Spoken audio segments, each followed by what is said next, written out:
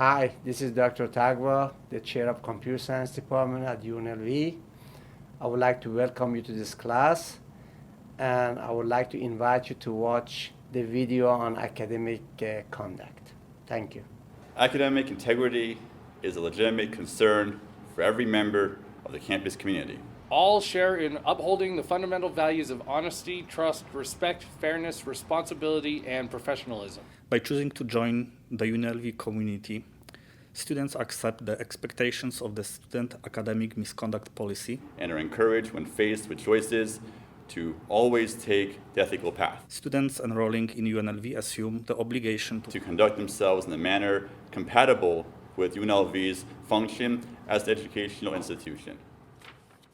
Each student enrolled in a course offered by the Department of Computer Science is expected to do his or her own work.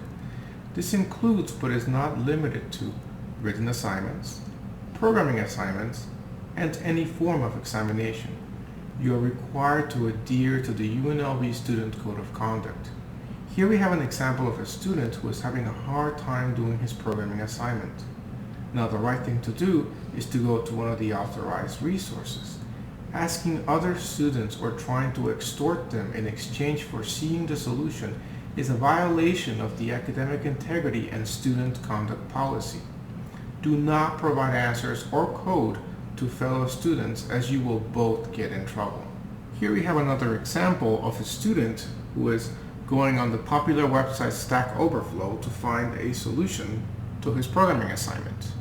In this case, he copies and pastes the code directly from the website. Not only does he not cite it correctly, but you're not allowed to take code from websites and use it as solutions to your programming assignments. So let's clarify what is and isn't allowed. First, let's talk about what is allowed. You're allowed to receive assistance in your programming assignments from information that is provided in your given course textbook.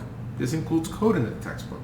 In addition to that, you can also use code provided in class notes or the official website of the instructor. Any assistance provided, of course, by your course instructor or any TA is allowed. In addition to that, you can go to the College of Engineering Tutoring Center to receive help as long as the tutor is not writing the code for you. You are not allowed to just get the solution of the assignment from the tutor. If this happens, please report the tutor to your instructor. I promise you that you will not get in trouble for it, but you certainly will if you do not report it. Finally, you are allowed to use the internet to look up a formula if it's needed to perform the calculations or to verify the accuracy of a calculation. You are also allowed to use the internet as a reference for additional C++ language details. Now let's talk about what is not allowed and the consequences of violating the academic policy. Here we have a student who has been caught cheating on a test, which is obviously not allowed. Whenever there is an alleged academic misconduct, we must create a report that will be completed and a copy sent to the Office of Student Conduct for the university. The first violations typically include receiving a grade of 0 on the assignment or examination. For the second violation, a grade of F will be issued for the course, and no further assignments, lab, or exam will be able to be completed for credit. You do not want this to happen. I promise you.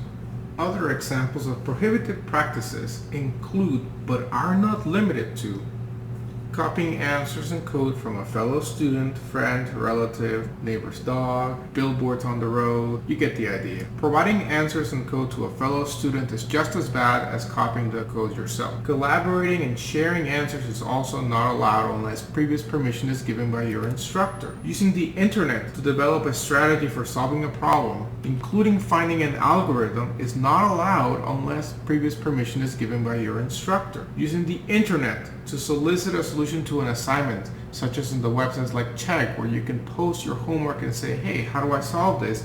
It is definitely not allowed. Obviously, asking or paying for someone to complete your assignments or essays is also not allowed. It is also each student's responsibility to notify the instructor if he or she becomes aware of any activity that would violate the academic integrity policy of the class.